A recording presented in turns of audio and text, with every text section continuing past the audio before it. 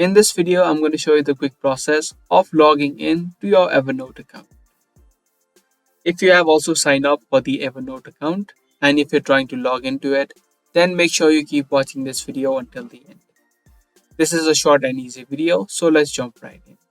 Now, there are a few ways that you can log in. Either you can log in to the website of Evernote using the desktop app of Evernote or the mobile app. For this video, I'm going to use the website. Search for evernote.com and it's going to take you to its website. From here, you'll be able to see a login option on the top right. If you click on it, it's going to take you to the login section. Now you can log into your Evernote account using your Google account, Apple ID, or your email address. Choose the option that you used while signing up for Evernote. If you choose any of these options, you'll be immediately logged in and you don't need to type in the password. But if you used your email address, you'll need to type it in first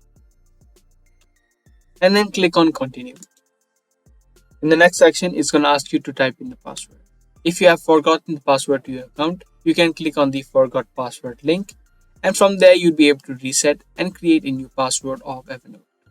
If you want this device to remember you, the next time you open up, you can check this box.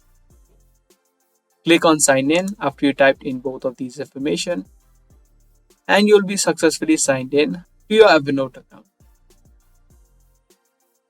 Be sure to give this video a thumbs up and also subscribe to our channel for more daily tutorials that we post. If you are interested in more daily videos, also make sure to hit that notification bell. That's pretty much it for today. I'll see you guys in the next video.